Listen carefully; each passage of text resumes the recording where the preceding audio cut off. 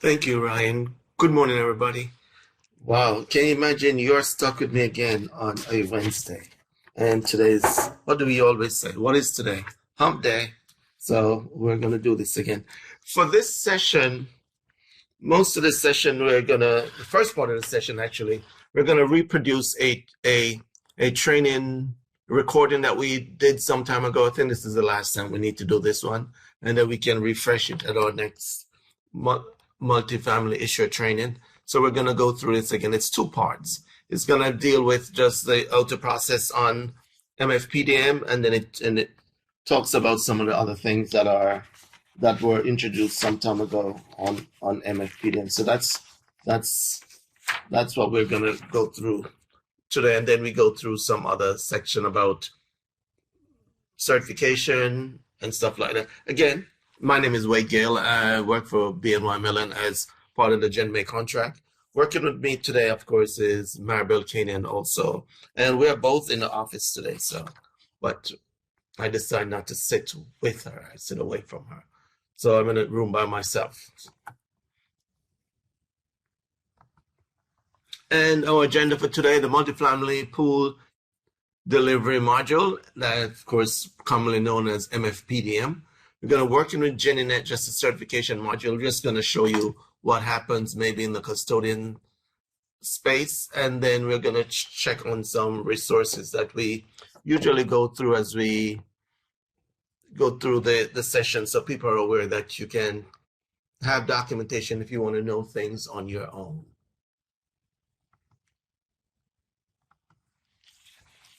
And of course, multifamily pool delivery module, MFPDM. We've been going now since, I think it's 2019, if I'm not mistaken, June of that year. Could be 2018 too, to think of it. So I think we might be going in our fourth year or going in our fifth year. So all new pools are supposed to be coming through MFPDM now. All legacy pools, you continue working in GenNet. So we're going to do an MFPDM overview. We're going to do MFPDM processing. We're going to do the demonstration, and then we're going to have some knowledge check as we go along. And this part is, as I said, most of this is going to be concentrated on the recordings that we had produced some time ago. The pools and loan tab, just want to tell you about that. When you go into MFPDM, tab display all MFPDM pools and the loans that have been submitted for final certification, final certified, and issued by the associated issuer. That is, if you're a new user and you're familiar with GenNet, we never had anything that showed issued on the system. You would go into GenNet and it said certified. So in MFPDM, we went a little further. So we said, because this is something users usually call in, can you tell me if my pool was issued? We would have to go in another system and look at that. Now you have the ability, when the pool is certified by the custodian and when it goes through the due diligence on our end by BNY Mellon, we shoot something up there saying that pool is now issued. So at least you get an idea, and if you need to do any stats or run this with by somebody, you have that information. So those things up here, the Skittles give you some of those, right here, give you some of those information as we go along. The header displayed a tally of pools by status, and the lower half of the screen lists all pools with additional sorting detail in each column. So of course you have the pool number, the type, and the status here. Of course, you'll know if you run the business rule and everything is okay, you're gonna have the stuff come out and showing green with a circle like that. If something is wrong, it's gonna give you that too. If it's a draft, it tells you the draft here. So those are some of the new features that we never really had in GenNet. So we're hoping all the people who are actually using MFPDM is happy and it's actually doing what it was designed for. You know, there's always tweaks and fix here and fix there, but that comes with the territory anyway as we go through the process. Okay, just want to multifamily pool delivery module. Just want to go through this a little bit so people get an understanding what happens in that space and in this world. First thing, of course,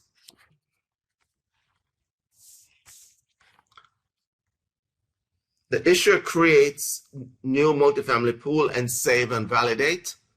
The second one, issuer can then add a loan and draw, if applicable, and validate. The third one here, of course, issuer submits a pool for final certification. Of course, if you know as multifamily, you don't go through initial and then final. Once the pool is certified by the custodian, it's in a final status. Final certification happens, as it does today, by document custodian. Once this is completed, the pool status is updated to final certs. Pool continue in the continuous path to issuance to the pool processing agent office. That's us. And then here, finish line, securities are issued. So just giving just a quick overview of what happens in your world. You submit the pool, custodian retrieves. If they are okay with it, they find this final certified. If there's an issue, they'll reject it and send it back to you. If once the pool is certified, we have about sweep times that we go out to the network and we download those pools, come back on our network, run another edit check, make sure everything is okay. If everything is okay, we release those pools to the Fed for issuance, I should say, not to the Fed. We release for issuance at 4 p.m. And then if your settlement date is the 8th, which is tomorrow, then that pool will be delivered. If it's the 12th, well, that one is going to wait until Monday, and the Fed will make the delivery at that time. And of course, some of the things you're going to see on that recording that's coming up soon is that issuer can submit balloon payment, and we're also going to, I think Toeed in the last part of the session does talk about pre-approved process. So we'll see that as part of the recording. Any questions before I move on?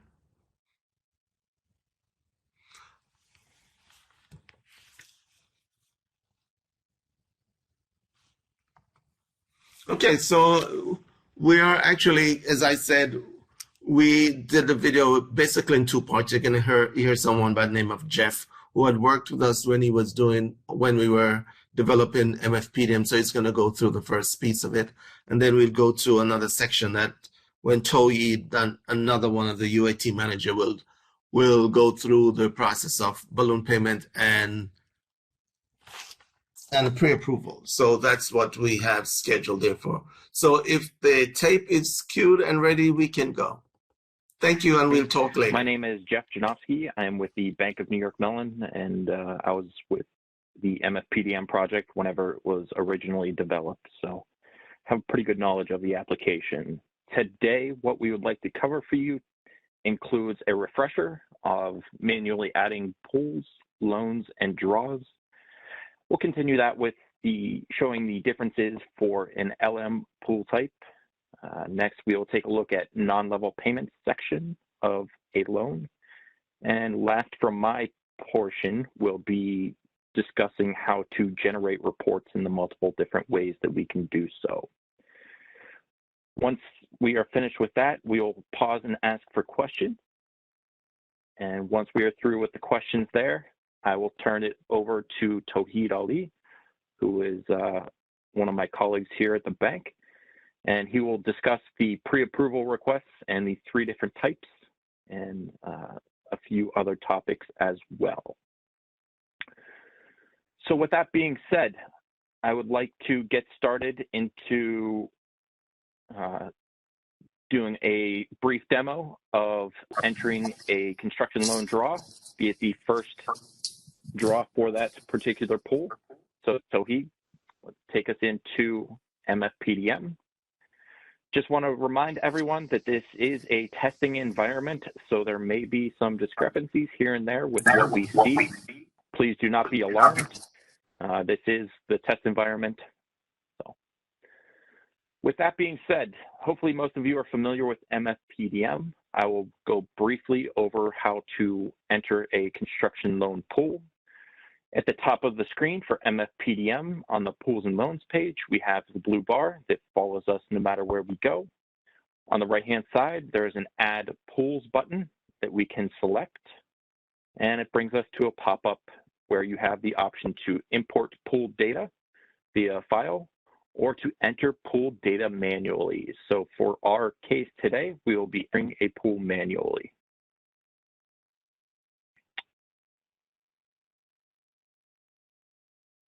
And as this loads, we will see the pool details screen, which is our starting point. We have the pool header at the top, which we can see is somewhat filled out with information at this point in time. As we continue to progress and follow more fields on the forms, that blue bar will be populated with the associated values. Let's start out with the header information section, where we'll go ahead and enter our pool number. And just a note, Tawhid is the one controlling the screen right now, so if I refer to him, that is that's what's going on. So Tawhid is typing in the pool number right now. This pool number is kept for the issuer that is being used right now, and you cannot use a different pool number. Yep. So it is associated with the issuer number. Continuing on, we have the issue date, which we will select. And as we know, it can either be the current month or current month +1. So it is January or February. Selecting January. Next, we have the issue type, which is pre-selected as multifamily. That is a static field for all multifamily pools. Continuing on down, we have the pool type, where we will go ahead and select CL construction loan, as we want to enter our draws. And finally on this line, we have the submission type, which has been filtered down based on the pool type selected. As you may see in MFPDM, many of the fields get filtered down based on previous selections. Do this, try and make it nice and easy for the end user to select only the values that are applicable to this particular pool. So we will go ahead and select the initial construction loan. And before I move to the general information section, I do want to point out, you will notice some of the fields have an asterisk next to the name. This indicates a field that is required in order to save a pool into the system. This does not necessarily indicate all of the fields that are required to submit for final certification. So please keep that in mind as you move through MFPDM. Continuing to the general information section, we will start by entering the pool tax ID.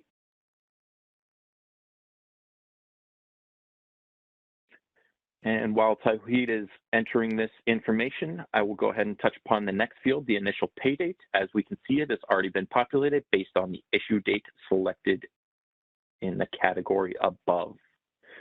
Next, we will enter our delivery date. And if you are familiar with MFPDM, you know that you have the ability to select the date from the calendar pick, or you have the ability to enter a date manually using your keyboard.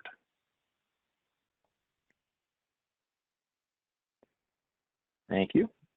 The unpaid balance date is once again pre-populated based on previous selections, the issue date. And finally, on this line, we have the amortization method, which is concurrent date, CD. Once again, this is a pre-populated field that is static. Moving down to the rates box, we start out with the security interest rate. And we will note that the mortgage interest rate and servicing fee do not have fields to fill in here. The mortgage interest rate is completed on the loan details page, and the servicing fee will be automatically calculated based upon the mortgage interest rate being entered. So next that we need to fill out is the PLPN security rate.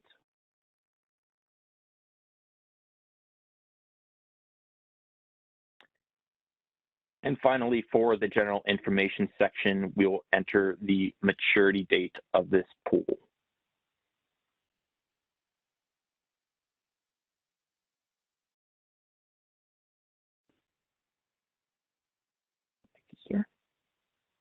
Okay. And once we are finished with the maturity date, we can scroll down to the pre-approvals section, starting out with the pre-approval for basis point spread, one for cross-default, cross-reference, and finally one for balloon payment. These are all defaulted to no with their radio buttons. In order to select, or in order to fill out the additional information, you would select yes. We have an entire section coming up after I'm done speaking where Tauheed will discuss these more in detail. So for right now and for our demonstration purposes, we will leave these all selected as no. And as Tauheed can demonstrate, just as a reminder for system use, you do have the ability to minimize any of the sections that you do not want to see as you move through the forms. We come to the next section, which is our master agreements.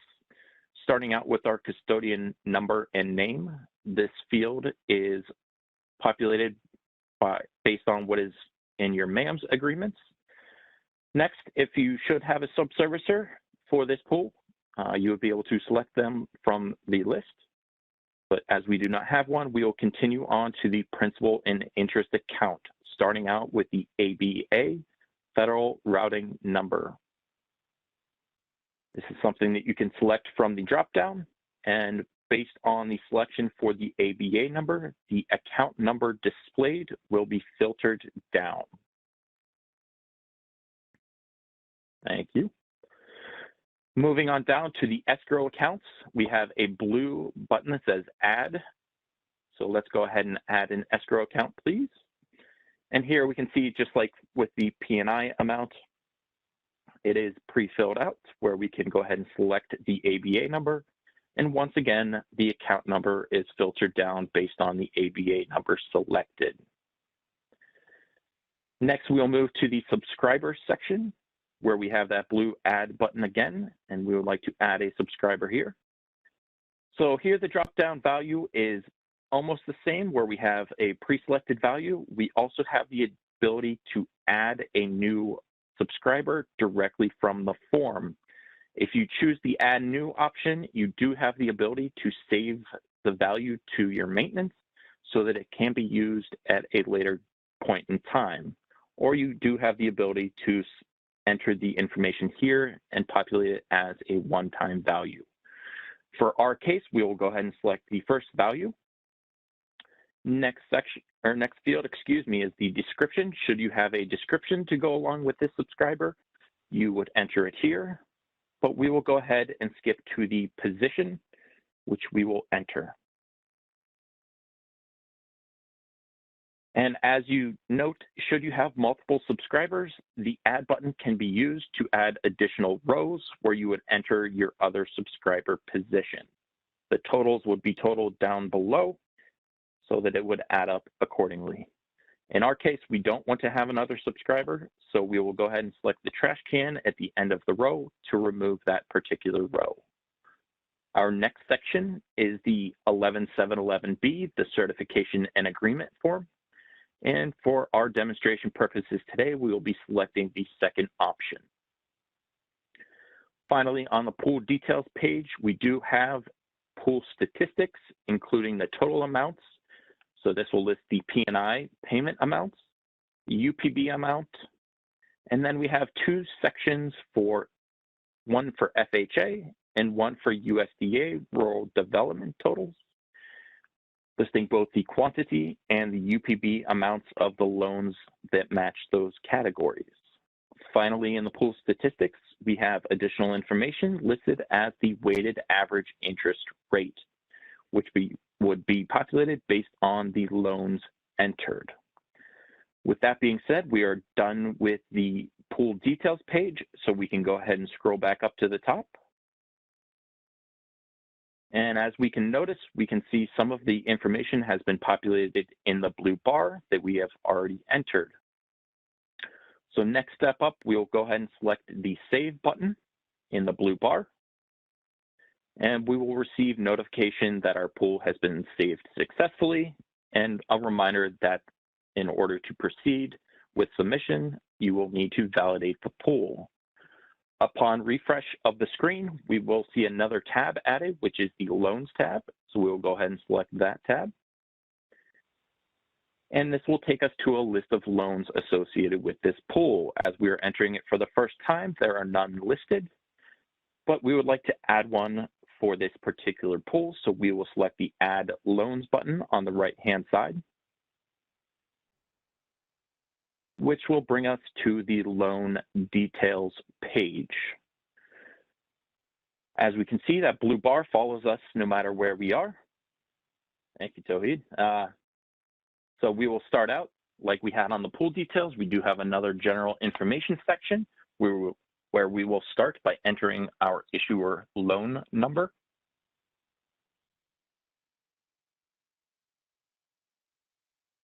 And just as a reminder, there are many, many fields that do automatic validations. The issuer loan number is one of them. So if you do receive a red box around it, you will need to update that field in order to move on. Continuing down, we have our mortgage type being either FHA or USDA. In our case, we will select FHA, and then we will enter our mortgage interest rate.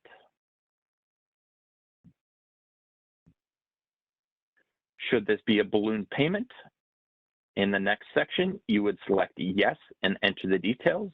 But once again, for our demo purposes today, we will leave it selected as no and continue on to the mortgage amounts box. Starting with the original principal balance that we will enter, followed by the unpaid balance. And finally, in this box, we will complete the principal and interest. Next, we will enter our years or our term of mortgages in years. You do have the ability to enter months as well. However, based on the asterisks indicated, only the years is required. Months is an optional field, so we will leave it blank. Next, we will select our first pay date.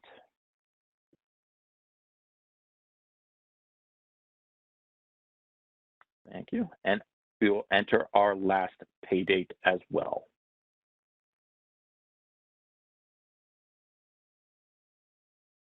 Excellent.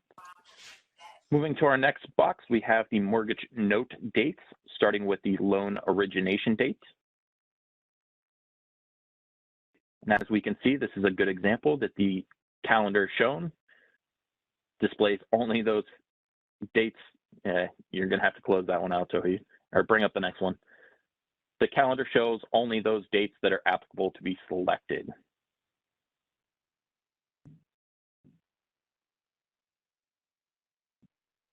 Excellent. The next category is our prepayment provisions. If you would have a lockout information, prepayment premium period, or description, you would go ahead and enter it here. Once again, as it is demo, we will select no and continue on. Likewise with the indicators, whether you had a min or a mom indicator for this particular loan, you would be able to enter them here. But we will continue on to the agency details, starting out with our FHA/USDA case number.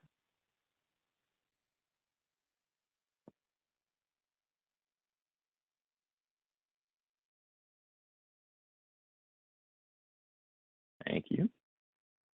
And next, we'll select the loan type code. Again, this is going to be filtered based on the mortgage type selected above.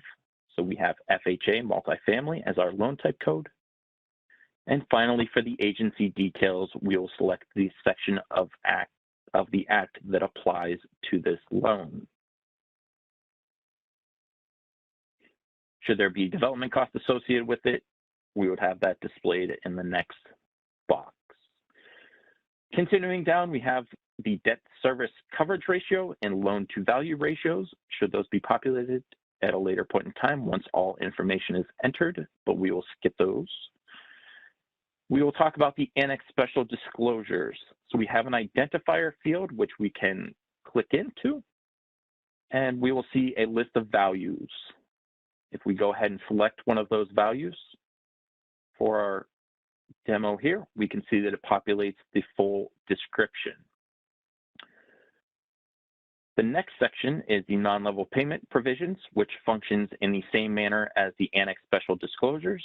And please note that at the bottom, we do have an add new option should you want to enter a brand new non-level payment provision just for this loan. And like I had mentioned for the subscriber information as well, there's also a section to save the value to maintenance should you want to select it at a later point in time as well. In our case, we'll select one of the pre-populated values. And we will continue to scroll to the bottom where we will enter our mortgager information section. We'll skip over the non-level payment schedule as that will be one of the next items that we will discuss, and I will go into more detail there. So Tauheed, please enter the name of the mortgager.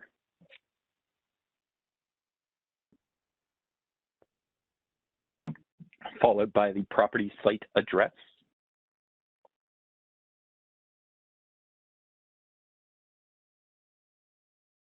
We'll enter our city name. Select a state from the drop-down. And finally, enter our zip code. And before Tauheed scrolls back up to the top, another pointer for MFPDM, we will see that the blue bar remains at the top of the screen, and we can see that we do have some options there, including the docs selection as well as save. In MFPDM, no matter where you are on the screen, that blue bar follows you, and it gives you the applicable actions at that point in time. So for our case, we will go ahead and select the save option, and we will yet again see a notification that loan has been saved successfully, and we must validate the pool in order to submit for final certification. Upon refresh, just as we did whenever we saved the pool details, now we have another tab for the draw history details. So we want to enter our first draw information. So we'll select the draw history details tab. And whenever the screen refreshes, we will see all of the information related to the draw history. There's very little information to actually enter on this, keeping it as nice and simple as possible. Most things are pre-populated for you, starting out with the draw number, the draw issue date, the advance number, and the first field that we will input will be the approved advance amount. Next to the advance amount, we have the cumulative approved amount, followed by our next item to enter is the requested amount for this draw. The next column is the cumulative requested amount, should it differ, followed by the remaining advance amount. If there is a difference between the approved advance amount and the requested amount, the remaining advance column will show that. Finally, on this line, we do have a status indicating that this particular draw is in draft status.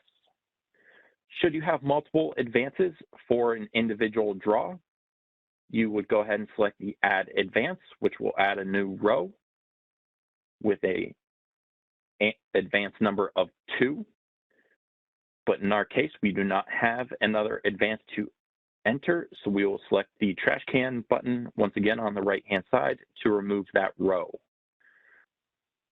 The last 3 fields on the screen show the approved amount to date, the cumulative requested amount, followed by the mortgage amount. We have now entered all of the information for our draw history, or for our initial draw. So we will scroll back up to the top, take a look, and select the Save button. I want to make sure that is saved into the system. And as the screen refreshes here, we'll take a look at one more item in the blue bar prior to validating our pool. So the third category down on the left-hand side lists the business rules, which we can now see are not yet run.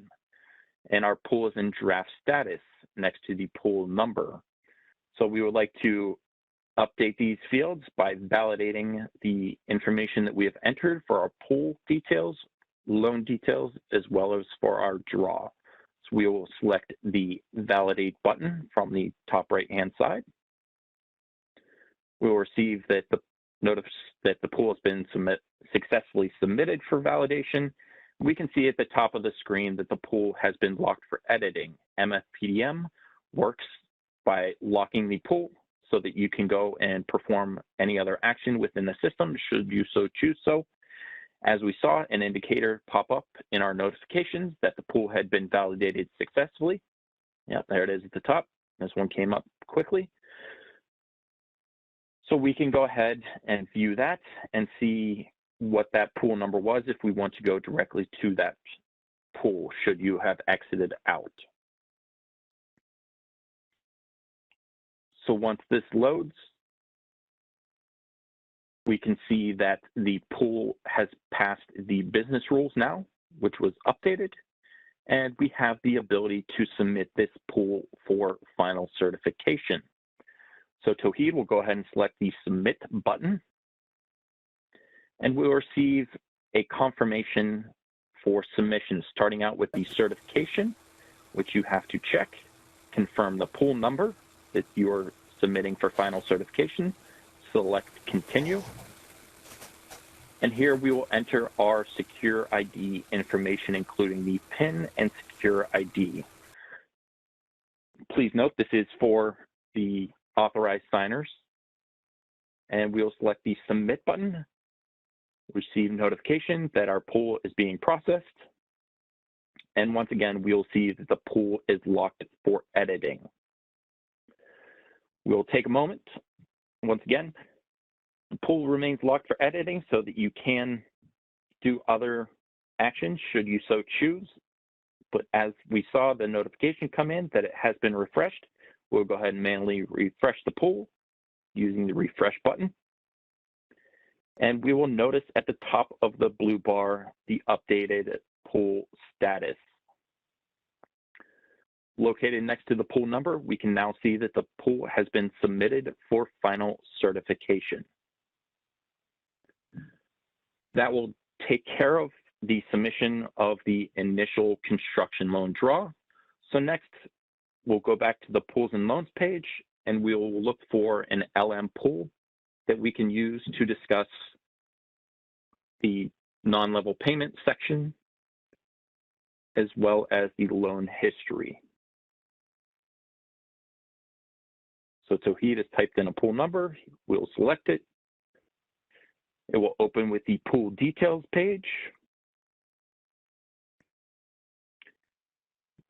As we want to take a look at information on the loan details, we will select the Loans tab.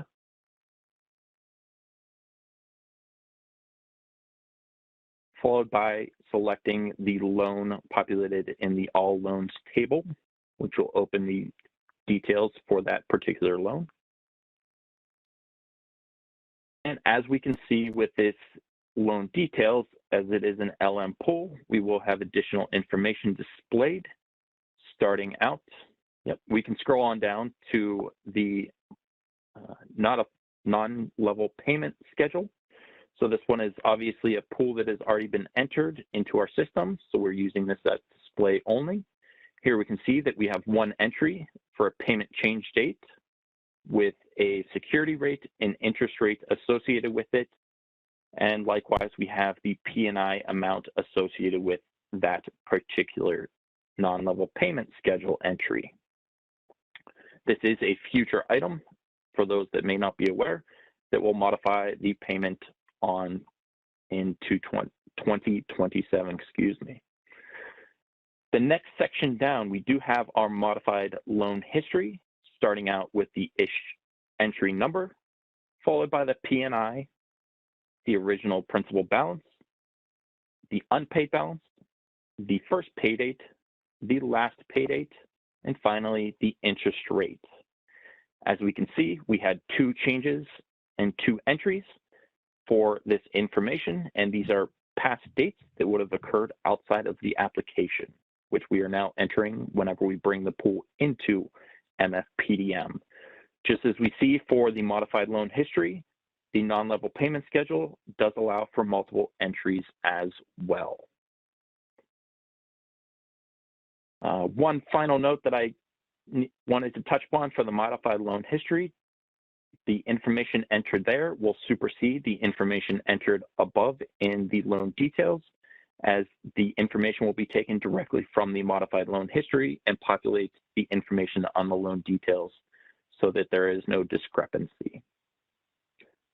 That will conclude my overview of the non-level payment schedule and modified loan history.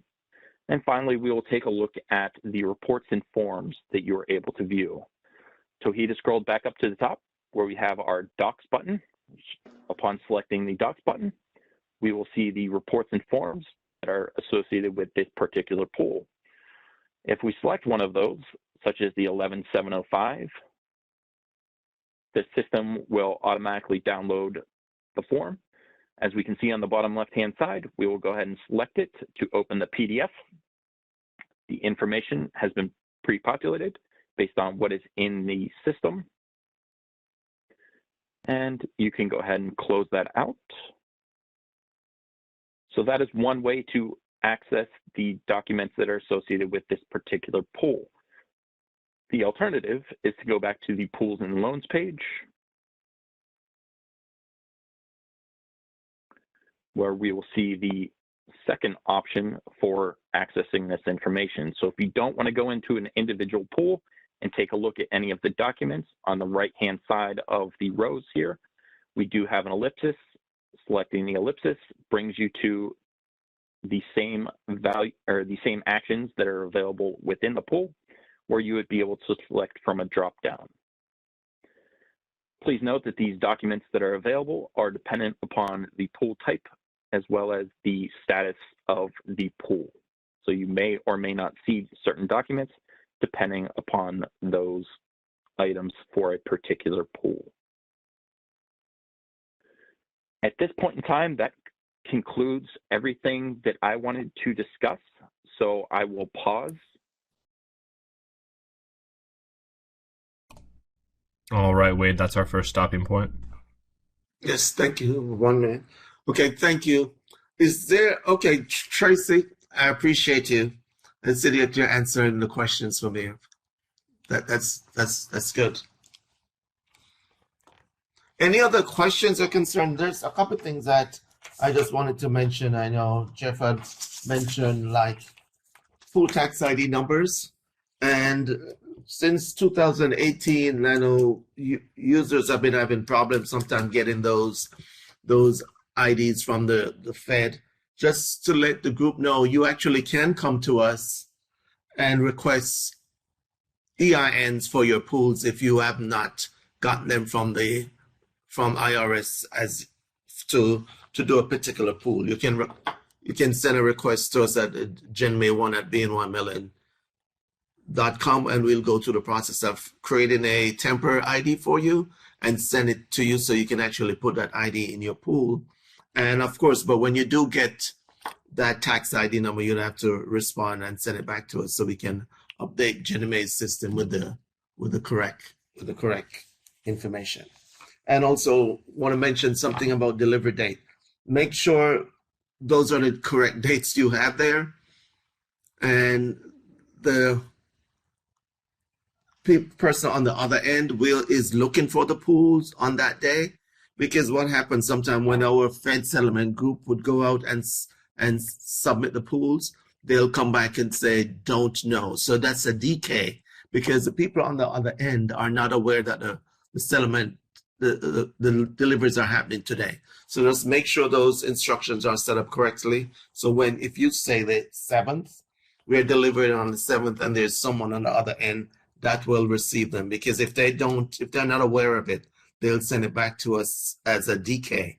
And that might cause some problem because we can't deliver anything to the Fed after 2:30. So you just want to make sure those delivery instructions are precise and actually correct. We mentioned about master agreements. Master agreements, of course, you don't need to go in and add anything into MFPDM. The master agreement information comes in from MAMS after they've gone through verification. They will be there in your master agreements for you to do the selection when you're actually doing the process. And when mentioned about subservices, of course, if the subservicer information is not there, that means you did not submit the subservicer to your master agreement. And I think on Monday, I don't know if when I showed those functional roles, and I did mention the subservicer. Subservicer was just an example of a functional role that's there, but in terms of the issuer does not go in and set up the subservicer, okay? That's the subservicer responsibility to go in and set up their own information. Once that 11707 is approved, they can go in and set up the issues that are associated with them on that 11707. So I just wanted to clear that up, and just in case that was there was a misunderstanding there on Monday on that. Any other questions or concern?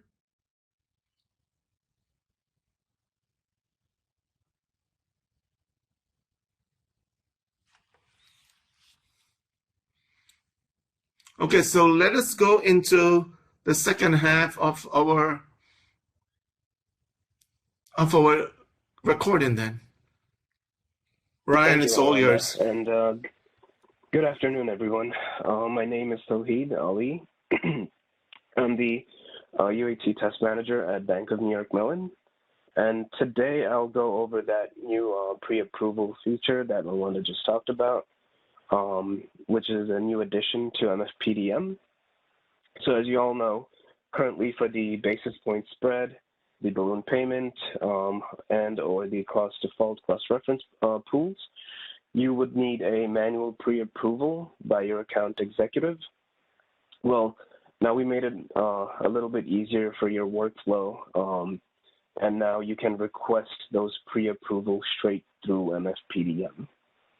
And for today's demonstration purposes, I've already created a pool to show you guys that requires pre-approval. So I'll first go ahead and search for that pool. Okay, so now we have that on the search area. Also, before I go ahead and go into more detail, I would like to add that we did include and add the ability to search for pre-approval type, pre-approval status, as well as search by a case number. So these are 3 new additions in our filter, advanced filter. So that first I'll go ahead and go into the pool detail. Okay, so while the system loads, just to stick ahead, earlier Jeff had shown a small section of it for pre-approval, so I'll go ahead and show that now. So here you can see there are 3 sections for pre-approval. We have the pre-approval for basis point spread, pre-approval for cross-default, cross-reference pools, and finally pre-approval for balloon payment. Now, please note this is defaulted to no, so you can continue building out your pool without having pre-approval in your way if you don't require it. But for today, as you can see, this pool does require pre-approval for balloon payment and the basis point spread. So first thing I'll do is go ahead and click on the edit button. And while I do, you can see that the fields are now, the radio buttons are clickable. So for today's demo, the first thing I'll do is click yes for basis point spread. Now, please note that when a pool falls outside the allowed threshold, system will require it. And here you can see that it is giving us the spread that is exceeding the allowable limits. So we have the request date after that, which is the current date, and you have the request approval by date. This is the date you will give your account executive to reply and respond by. And also please note that the date that you enter here must be before the settlement date. In our case, our delivery date is 1/22. So if I were to select a future date, for example, the 26th, you can see we get an error message that says cannot be greater than the delivery date. So I'll go ahead and fix that to adjust. And the next field we have is the project name. We'll have to enter the name of the project, and please note there is an asterisk next to it, which is required for you to save this pool.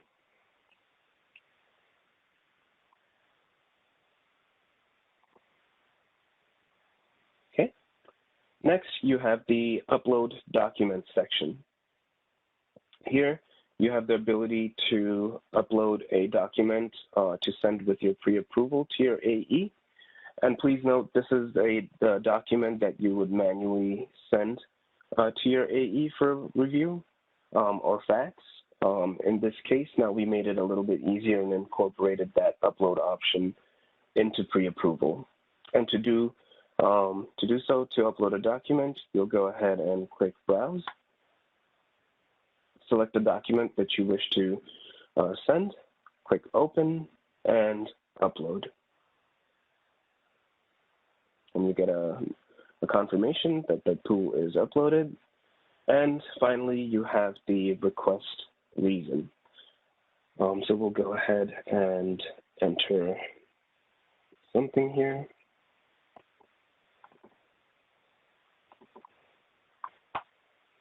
Okay. Next, we have the pre-approval for cross-default and cross-reference. We want to cross-default a pool, so we'll go ahead and click Yes. Now, please note for cross-default, it requires a waiver letter, and if it's a cross-reference, which we can also do here, it does not require a waiver letter. Now, one thing to add, you can cross-default new pools as well as existing pools in MFPDM as well as GennyNet, or you can include pools to cross-default that was added manually. And the steps are pretty similar to the basis point spread. We first request a approval by date. So we'll go ahead and select date, name of the project, and again, the same ability to upload a document if you wish. So I'll go ahead and select another document and click Upload. And go below and ask for a request reason and fill that in. And here we have the two options, one to cross-default or to cross-reference. For today's testing purpose, I will go ahead and select the cross-default. And once you click cross-default, you'll see a field opens up where we have the option to add our pool. And please note, we do have the option to add up to 11 pools to cross-default. So first, go ahead and click Add, and you can see a couple of the fields open up. First being cross-default pool ID. Then we have the pool type, the case number, FHA or USDA, the issue date, and the name of the project. Here you have the option to select an existing pool or a new pool that you wish to cross-default for later. So I'll first go ahead and enter a new pool.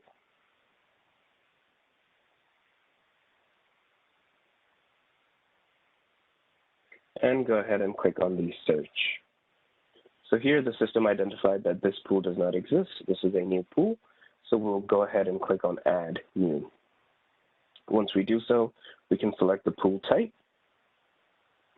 and the FHA case number. So I'll go ahead and paste it, and then select the issue date and the name of the project.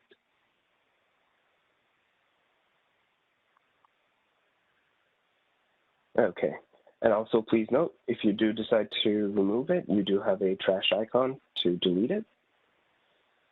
Second, I'll go ahead and add a existing pool that we have in the system, and we also have the ability to search by the case number as well. So I'll go ahead, paste the case number and search, and you can see the name of the pool drops down, indicating that it does exist. So I'll go ahead and click, and you can see the pool type, the pool number, the issue date has been populated for us, and also the project name we will have to enter.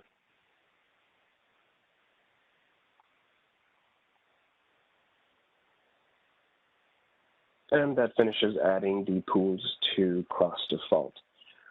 Finally, we have the third section for pre-approval for balloon payment. This pool that contains loan does have a balloon payment, so we will go ahead and select yes. Very similar to above, we have the request date, which is the current date. We do have to enter the request approval by date. There is a investor name section here, which is optional, so we'll go ahead and leave it blank. And finally, a document for you to upload. And I'll go ahead and click upload. Okay, so now that the document's uploaded, we have finished filling out all our required fields for the 3 pre-approvals. I'll go ahead and scroll up to the top and save.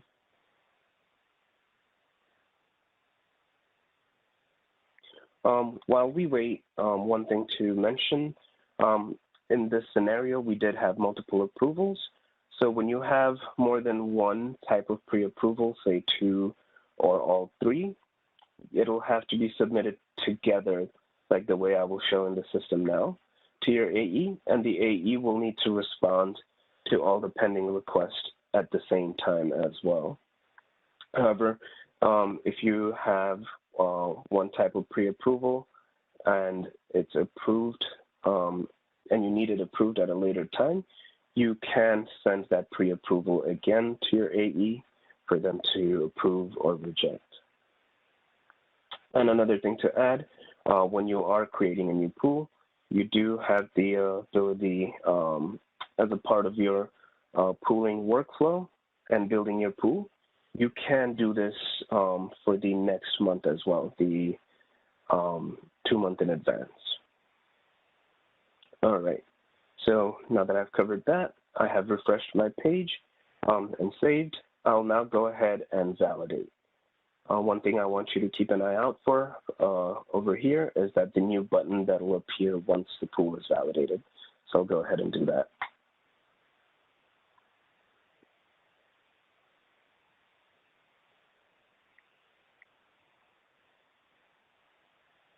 Okay, so like I said, you can see now there is a request pre-approval button.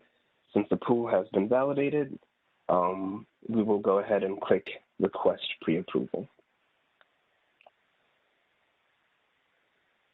Okay, and the page will refresh. As the page refresh, I'd like to add, once the pre-approval has been submitted, you can see that the screen flashed really quickly. There is an email notification that is sent to your AE, as well as a portal notification indicating that the pre-approval has been sent to your account executive. So I'll go ahead and show that. And also note there was 3 pre-approval that we submitted for today's demo. So we received 3 different notifications. On the notification, you'll have the pool number and the verbiage saying that it has been submitted to the AE for cross-default, cross-reference with the date and time. And the same goes for the other 2 pre-approval for balloon payment and basis point spread. I'll now go ahead and go back to the pool and loan page. And for today's demo, I did have a pool that has been prepared with AE's response, which I will show you now.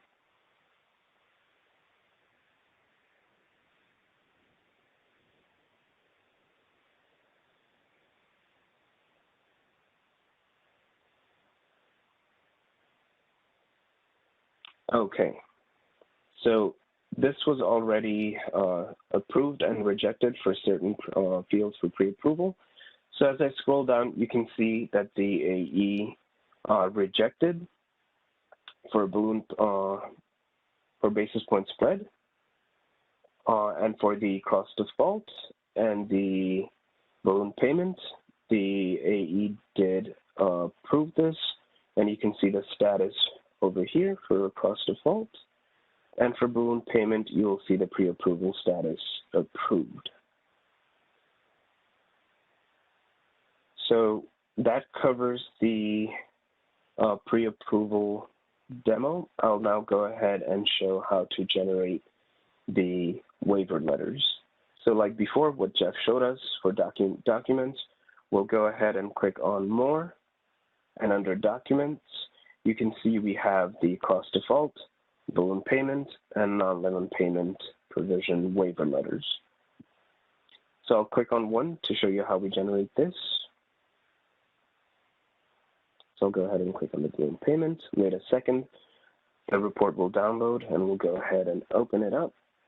And here you can see the waiver letter.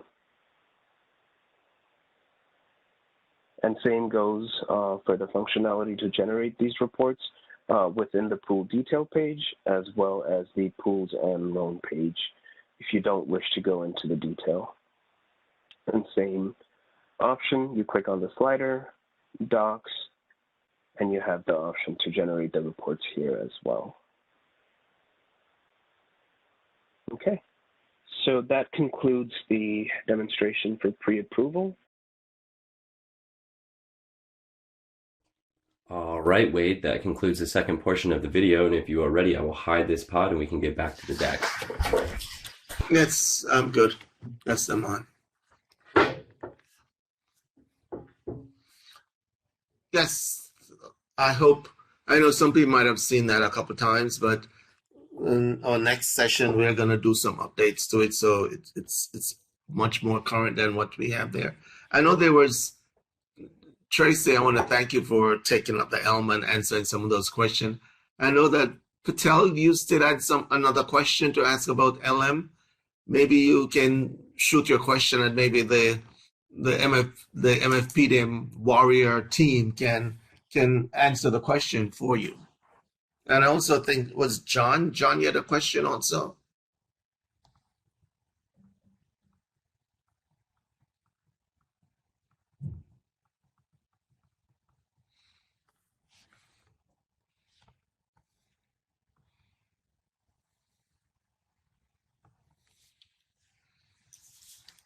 Anybody has any question now?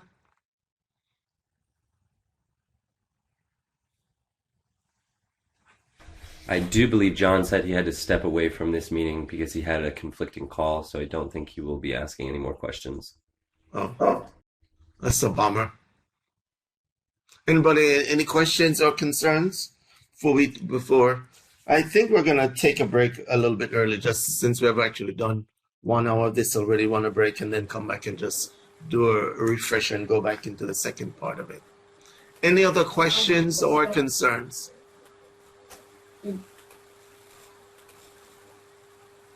Yes, I have a question. Hello? Hello. What's your question? Hi, this is Bob Patel. Yes, I have a question about LM pool. Hello. And a lot of static. Can you hear me? This is Bob Patel. I did. Yes, we can hear Ms. Patel and we can also hear Ms. Lashana. One at a time, please. Okay. Okay. So go ahead, please, Ms. Wilson.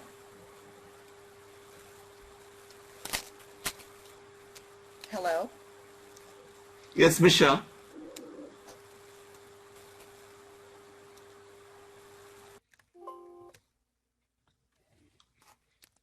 Michelle, you were saying something? No, you were saying something. We're waiting on your question or your Activate me. Michelle, you can go.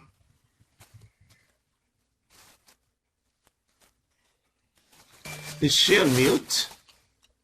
Okay. No, it seems like in an attempt to unmute her microphone, she has accidentally muted her speakers, so I'm trying to send her a message now to make sure, because we can hear her, but she seems like she cannot hear us. Yes. Yes.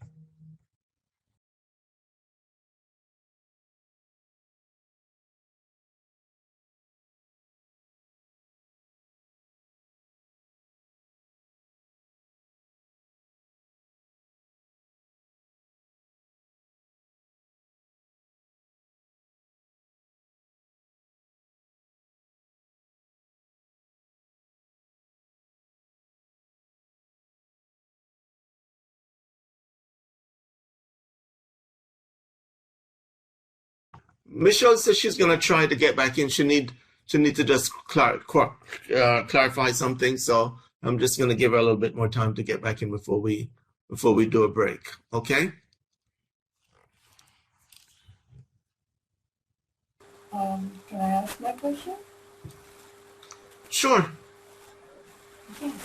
So on LM pool, what should be the OPB? Should we enter the original node amount or the modified node amount?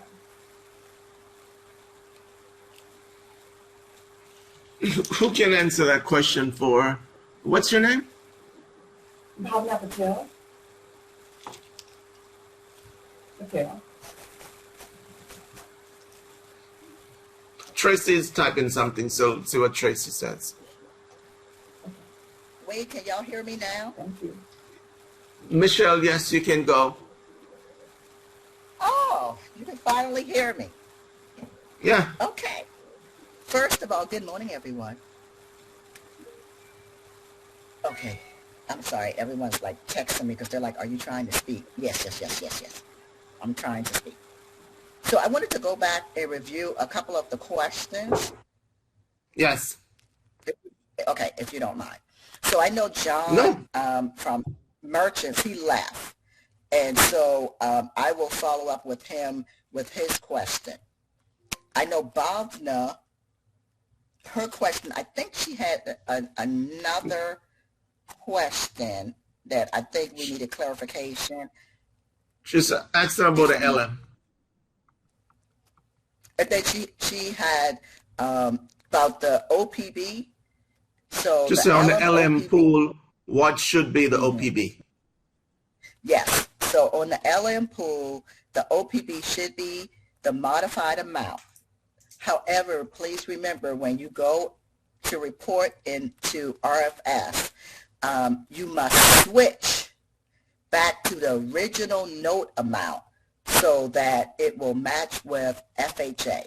So this may not make complete sense to everyone because this is more so new pool processing, but if you're the person who also does RFS, that's how you would do it, and you probably would be a little bit more familiar with matching. Okay. Something I want to go way back on EINs, and then I also want to respond to Hannah's question. So regarding EINs, so if you do not have an EIN, yes, all issuers are eligible to contact BNY Mellon and they will give you a temporary EIN. However, it is the issuer's responsibility to make sure that they do receive an EIN, and depending on which practice you have in your particular organization, you may have to do various things to follow up.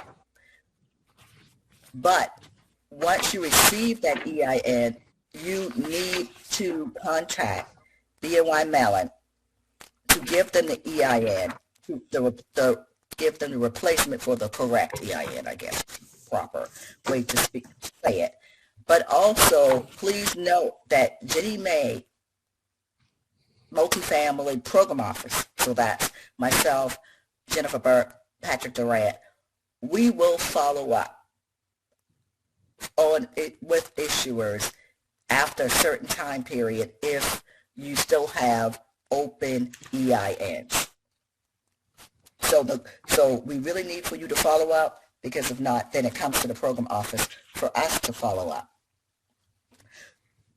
And going down, and maybe there are additional questions, but right now I have Hannah's question, and in reference to the PN and PL, I'm going to, you said rate, so I'm going to, I think I need you to clarify your question, but I'm just going to go ahead and answer it several different ways. So, first of all, please note, this is for everyone, Ginnie Mae has a moratorium on PL, so issuers should not be able to issue any PL pools. So permanent loan would be the PN pool. The definition for that is actually in the guide, chapter 31, the MBS guide, chapter 31. But if the question is, how do you get the PN rate, which would be the security rate, so that's kind of precursor to issuing of the pool. That's set in your trade agreement when whichever organization, I'm sorry, Hannah, I don't know which organization you're with, but when your organization is going out to the secondary market to get the rates, so the actual rate itself is set prior to the pool, it's through the trade agreement, it's before you close the loan, it's based on the so you get both your mortgage rate, your servicing fee, your servicing spread, your BIP spread, and then you will have your security rate. So I'm not sure if that was the question. And I'm going to keep going down and additional questions. What types of approvals do we have? What types of approvals that you would need in the this is Patricia. What types of approvals do we have? So in the MFPDM system, we have, I almost said 3, but technically I guess some people may say it's 4. So you would have for, thank you. I have my colleagues who are helping me out on this. So on the types of approvals that we have in MFPDM system, we would have for basis points spread. So that's if your basis point is greater than 50 basis points for everything except for LS and RX. So we have a ceiling of 50 basis points, but there are certain times where they're very small loans. So we have people who represent the USDA market where those loans are smaller and they may require additional basis points. Then you can always come to Ginnie Mae if you have a project that, it may not work with 50 basis points, but maybe it works with 66 basis points. That's one.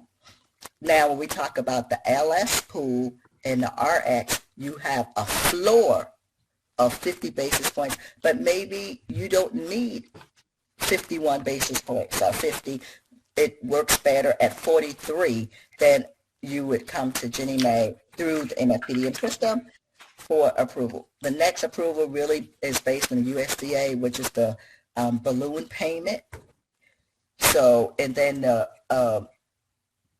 third would be cross-default or cross-reference, and we see those in the USDA product, and also we see it when there are 2 pools supported by 1 project. Maybe it's a LIHTC deal, and a LIHTC deal may even have a different rate.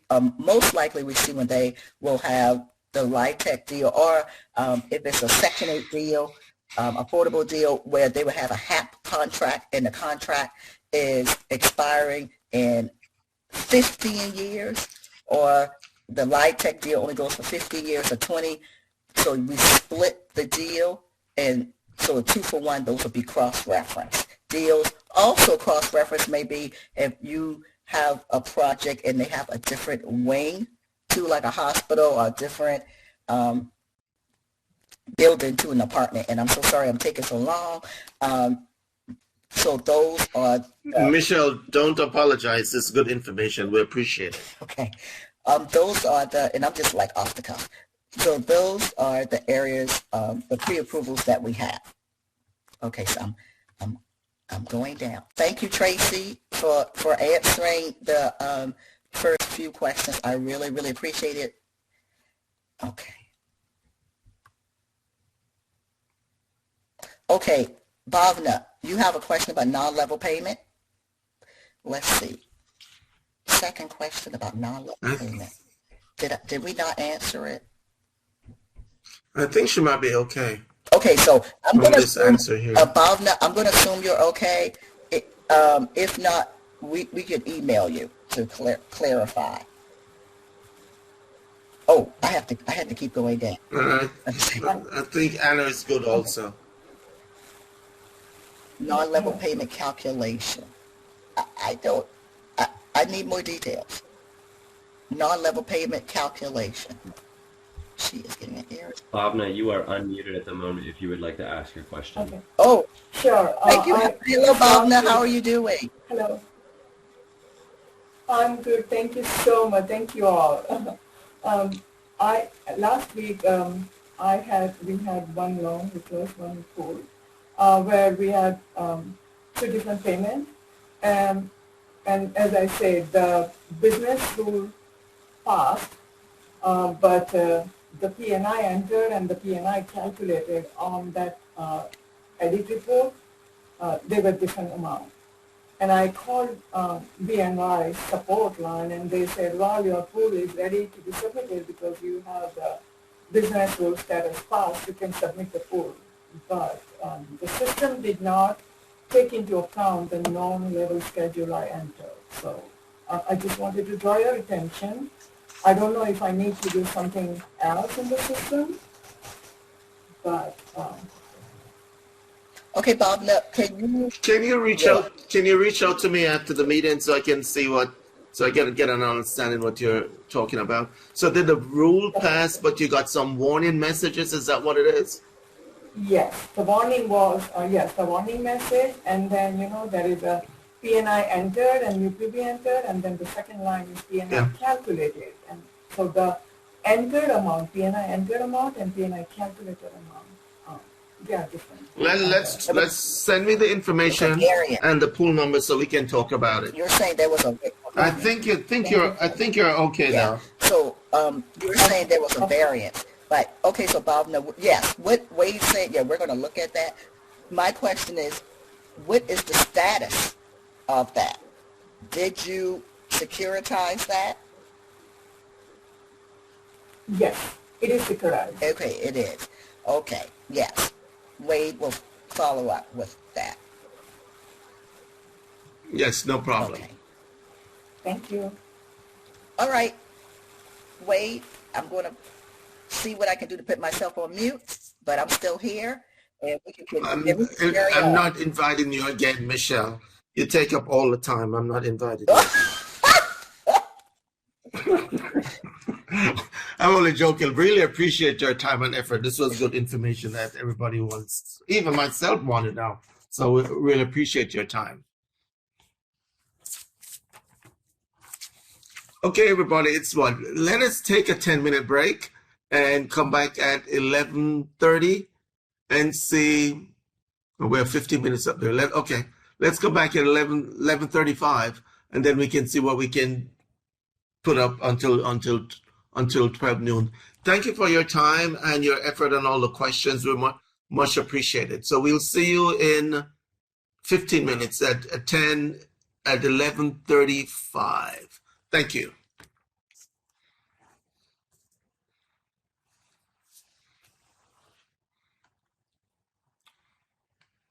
Welcome back, everybody. Hope you're able to stretch your legs and get something to drink or drink some water or your favorite beverage, whatever that may be. I'm not judging.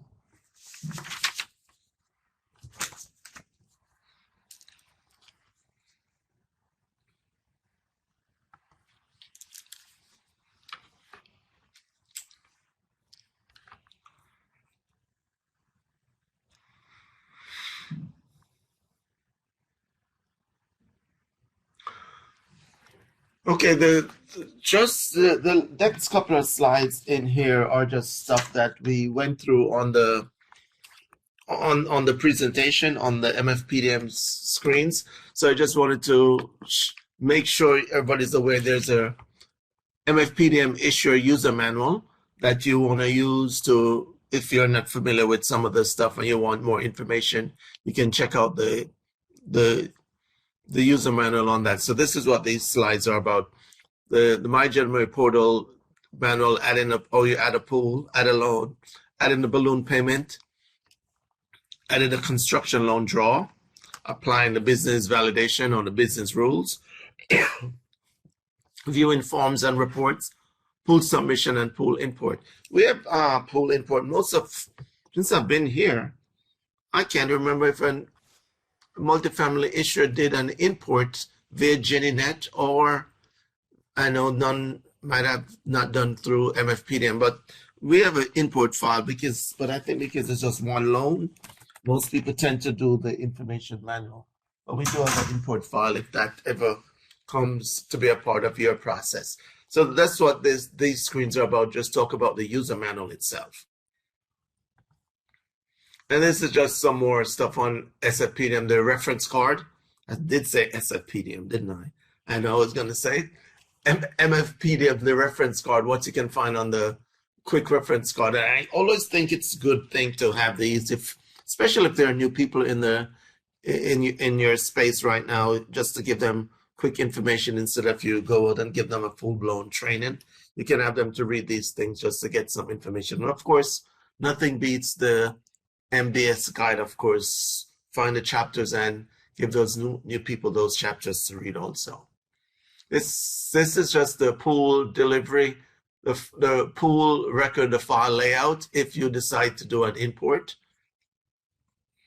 As I said, I can't remember if anybody has actually done an import into MFPDM or even GennyNet, as a matter of fact.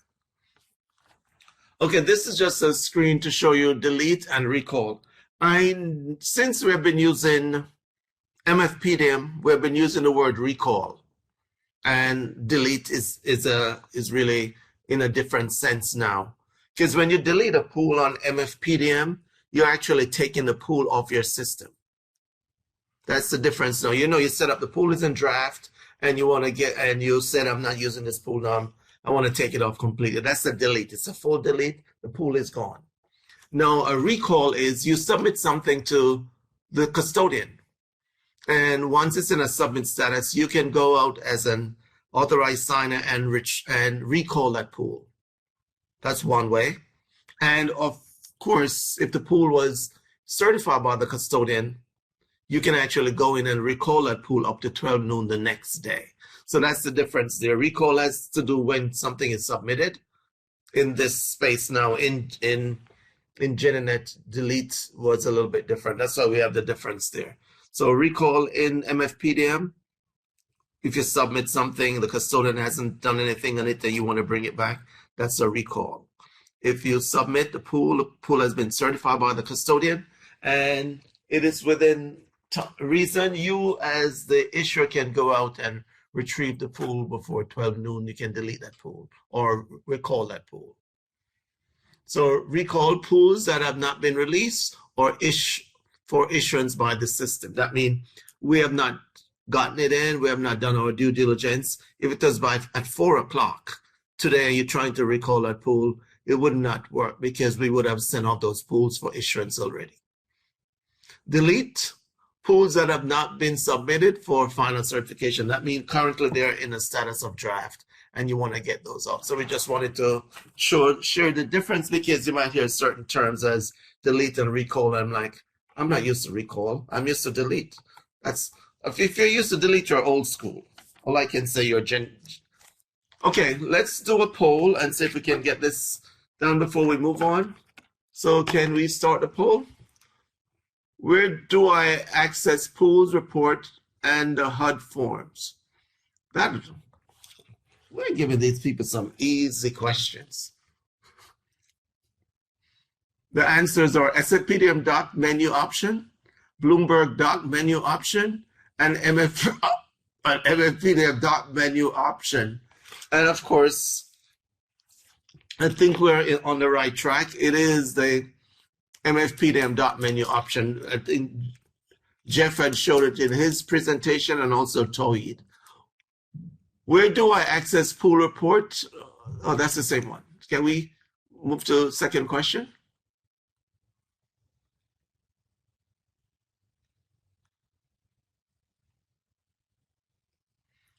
Multiple choice. Can I view pools entered via MFPDM in GeniNet? Ooh.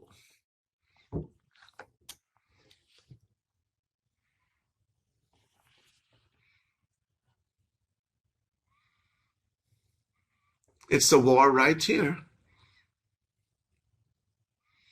Currently, 59 people are saying yes. There are 41 persons saying, 41, a group of 41 saying no. It's now down to 37. No, okay. 6 to 8 people are saying that we can.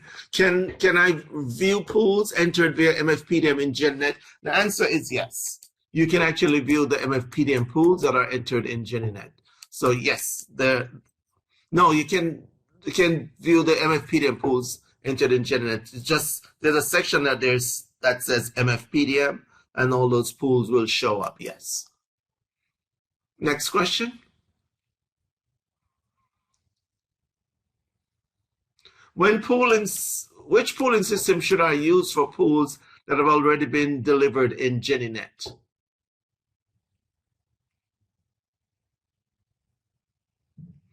Which pooling system should I use for pools that have already been delivered in GeniNet?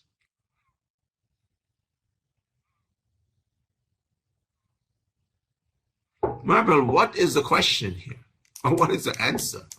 I think the answer should be GeniNet. I'm kind of, which pooling system should I use for pools that have already been entered in GeniNet? Has to be GeniNet. If I compile this thing, it has to be GeniNet. The answer has to be GeniNet. It's not. Are you cheating, Wade? No, I'm not. It has to be GeniNet. When pooling system which pooling, it has to be GeniNet, it should not be MFPDM. If anybody disagrees with me, we can talk about it, but it should be GeniNet. And is that poll closed? Thank you for all your participation. Much appreciated.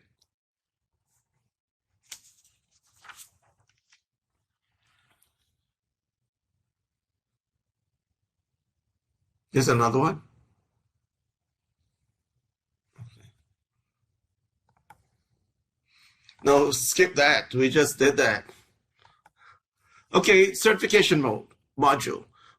Most of the time, we're talking about MFPDM and we're talking about all this thing, but the custodians still use GeniNet to do their certification. Hopefully that will change in the future. I know that's on our long list of things to do with GeniMay. So I just want to go through a couple more things. We have here accessing GeniNet via MGM, final certification document custodian process, request for release of document 11708, recertification, and another knowledge check. And again, this is just showing you how to access GeniNet. If you do use GeniNet still, you might have loans that still need to close out. They initially started in GeniNet, of course, so they'll finish in GeniNet. It's the same way you go to tools and all the other application, choose GeniNet, and then you are logged in right away. We're not using that user ID anymore. Once we're logged into MGM, we can go into anywhere we have access to. And somebody did call me, I think it was 2 weeks ago, can you reset my GeniNet password? And I was like, GeniNet password? Yes, I can't get into GeniNet. I said, you don't get into GeniNet that way anymore. We go through the main house. Now we go through MGM, and then you have to pick from then he said, okay, I wasn't too aware of it. Haven't done pools in a while. So document custodian certification. When the issuer has submitted the pool to the GenNet network, the document custodian must certify the pool. GenNet sends an e-notification to the custodian advising them that there is a pool awaiting certification. The custodian completes the certification in GenNet. This initiates the pool processing timeline. And of course, the custodian doesn't have to certify, because at this point, this is when the custodian should be doing their due diligence. If pool BD 1, 2, 3, 4 comes across, they make sure they should have all those documentation there already and have actually reviewed them already. And then that's when they can go in and say, we're good to go, or, uh-oh, the mortgage note is not correct. The name is not spelled correctly here. So we have to reject the pool. And that's why I always tell the users or issuers, give yourself some time. Don't get to the deadline, because this pool has to go to the, so I'm sending it today. Has to go tomorrow, so I'm sending it today for the custodian to certify. Because when they're doing their due diligence, they could find some errors and they might not bypass them. They might have to reject that pool, and that puts you in a bind, because the pool is coming back to you. You have to make changes and resubmit, and that could delay some of the dates and time that you have promised the investor to get the security. So just be careful on that, because that's what the custodians are supposed to do. They're certifying what you send and make sure they're doing their due diligence by checking the documentation that's pertaining to that particular pool and loan that you're submitting. And this is just showing you what the screen looks like. They certify and they reject. They only have two options. They cannot edit. Custodian, if they see something wrong, they cannot edit anything. They just do certify or reject. That's their role.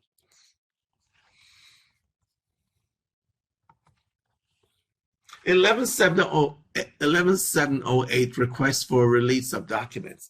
I don't know how many multifamily issuers actually do this or use this form, but it's available in GenMA just in case you need to recall something back from the custodian. Most people do this. This is not mandated by GenMA, so I think other people have their own way of doing it in their own space.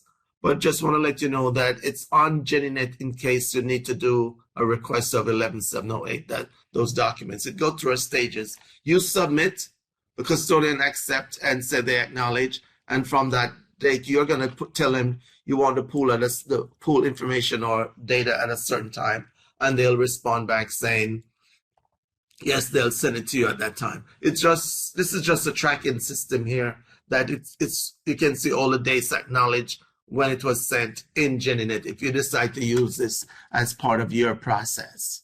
I said, I know over the years, speaking to not only the multifamily team, but also the single family, they have their own way of doing this already. So they have not actually used the 11708 in GenNet, but it's there in case you need to do that. And also you'll find more information on that on the multifamily training manual.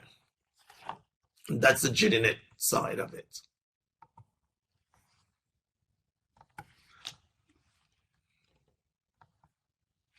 Okay, GenNet final certification and recertification. And again, we're talking about MFPDM, and we're talking about GenNet because certain things still happen in the GenNet space. Final certification, once the custodian certifies the new pool submission, the pool is considered final certified. Everybody knows that. Multifamily doesn't go through initial and then 12 months later, you do the final. Once a pool is certified by the custodian, it's in a final stage. Recertification. If there's an issuer portfolio transfer or document custodian transfer, the issuer of record is required to submit a recertification for all affected pools 12 months from the effective transfer date to GenMA. All recertification are on a pool level and are to be submitted via GenNet. Recertification is always out there. Document custodian transfer is always out there because just recently, I think three issued custodian number changed. So most likely people will have to do document custodian transfer with their portfolio to the new custodian of their choice. So all this information is done in GenNet. Of course, And once the pool is final certified, you can see the status there on one of the Skittles in MFPDM. And once we at BNY Mellon do our due diligence and issue the pool, then that status will change to issued. And I know some people like that because they don't have to call us and say, what's the status of the pool? And in GenNet, it stops at certified. It doesn't get to that issue part of it. So I just want to just show you this, the recertification process. The issuer selects GenNet menu, common, recertification. Issuer must select if the certification is due to an issuer or a custodian transfer. You should know that. Issuer entered pool to be certified and select new. Number 2, issuer completes recertification process and then select save.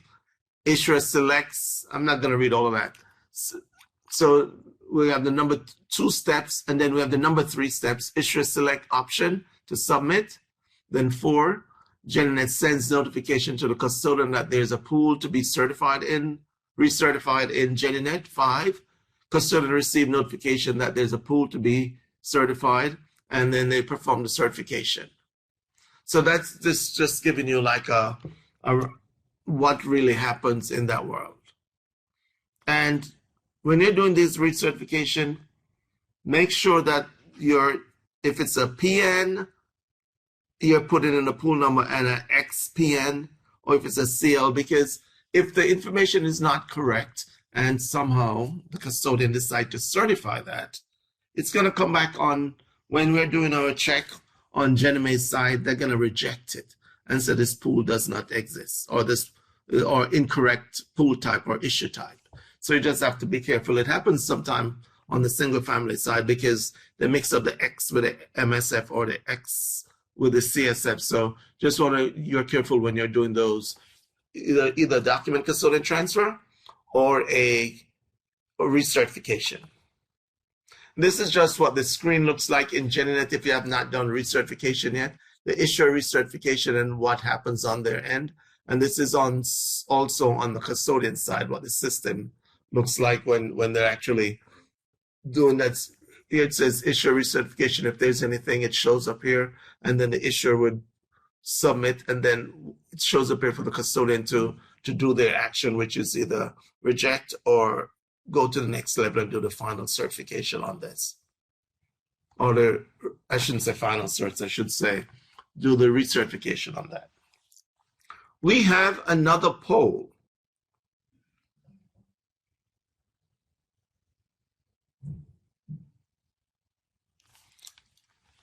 I saw your question. That is one of the efforts we'll be working on very soon, because we need to get all the pools in one system when GenNet rides off into the sunset. So that is something we're working on. So yes. First question. Within 12 months, certification is due within 12 months after the pool is submitted, or within 12 months after the effective transfer date? What is the answer there?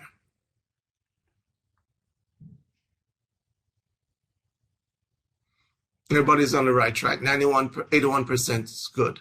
Within the 12 months after the effective transfer date. That's when we do the recertification is due. Yes. Next question, please.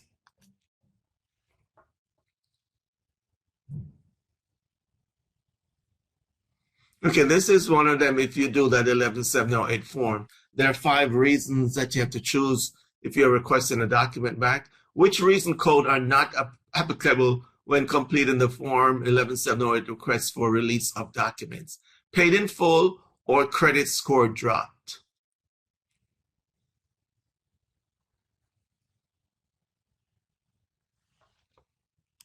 I know something says substitution, something says mitigation, and paid in full. I think I saw that one. I can't remember seeing credit score dropped as one of the 5 options to choose there. So the answer is, I'm going to find those 3 people, that's 17%, and give them a drink, because that paid in full is actually not the correct answer. It's its credit score drop is the correct answer. So more power to the group that got that right. Let's see if there's another question.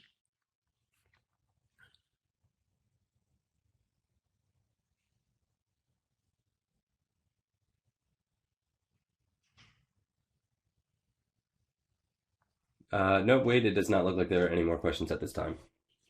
Cool. Thank you very much, Eric. And thank you, everybody, for your participation. Much appreciated. Q&A. Is there any questions, any concerns, anything that was said, anything that you might need me to clarify? You might need to talk to me about something, send me something to look at so we get a full picture. You can go. I should give you my email address. It's Wade, actually, I'd put it in the chat. Might be easier that way. If I can type Wade.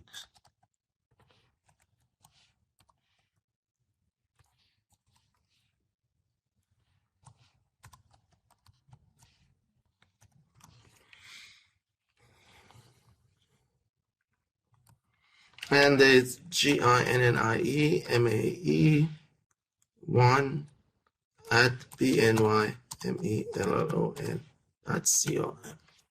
That's our group email. If any question, if you don't get Wade Gale right away, send the GenMay1 at BNYMellon.com. And of course, you can also send things to Ask GenMay. Is it at HUD.gov? And those will go into cases, and then eventually they'll come into on our end. If it's something urgent, and it might be best to either get in touch with one of us if you know the other representative email address, or send it to GenMay1 at BNY Mellon, or even sometimes send it to your account executive or the multifamily team there, and they'll get it to the appropriate people on my team so we can try working on stuff. Any questions? Any concerns?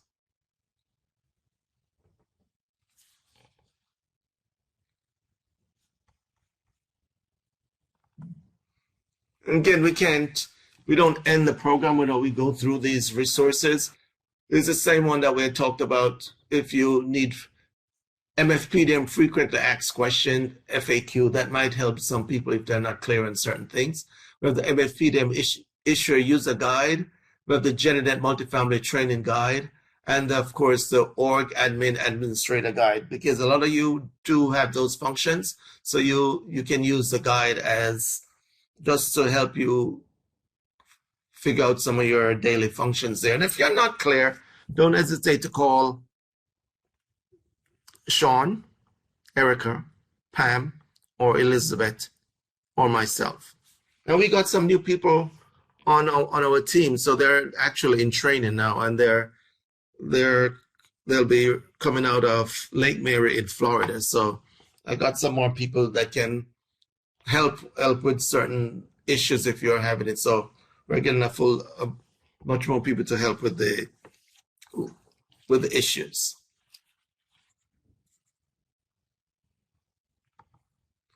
Is there anything else?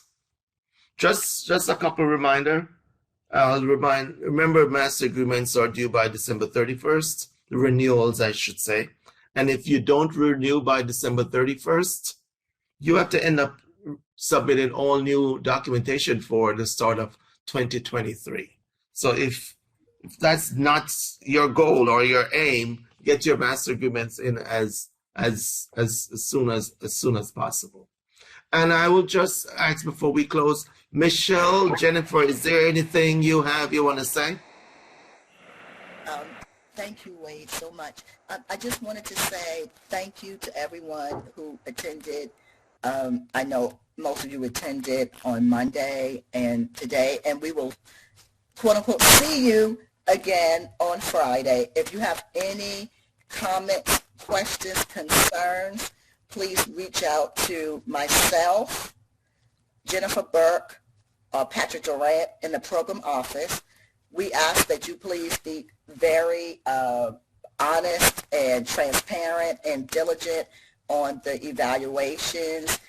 Any and all feedback is very important to us. And okay, Margaret, I see your question. We're going to answer it. If there are any other general questions right now, please put them in the chat. I know we're a little bit over. So the return of hard tokens. Yes, I believe there was e-notification that stated for issuers to return the hard token and gave you an address. Yes. It's a risk in the address. I think it goes to Katie's team, but Katie will handle that. Right. Margaret, did I answer your question, or you had additional? You have a follow-up? Any other questions about that, or ma'ams? Maybe some of our issuers have received little tickler emails from us regarding your master agreements. We do recognize that October was pretty much a wash for issuers with our transition, but we are still holding to the December 31st deadline. I would be remiss if I did not say this, that let's be very frank, you're dealing with the federal government, and we have a hard stop with a possible government shutdown on December 16th. And more than that, we have people like myself who is not going to be in the office the last 2 weeks of December to assist you. So this is my hard push for everyone to please complete your master agreement so that you will be able to report, get commitment authority, and issue pools in January. That's all I have to say. Thank you, Wade. And thank you to everyone again. Okay. Thank you. Okay, thank you everybody for putting up with us again for a second day. Guess what? We have another third day to go on Wednesday. It's a shorter session. You might finish within 45 minutes. So it's not going to go the full 2 hours. So as Michelle had said earlier, any questions or concerns, anything, you can share it with the team there. With any other processing question that you need to get to my team, don't hesitate to either send us an email, my direct email, or if you know the person that you always deal with. A lot of people know Sean, so they send a lot of stuff to Sean, and then he will filter it down that way. So want to thank you for your time and enjoy the rest of your Wednesday. Yolanda?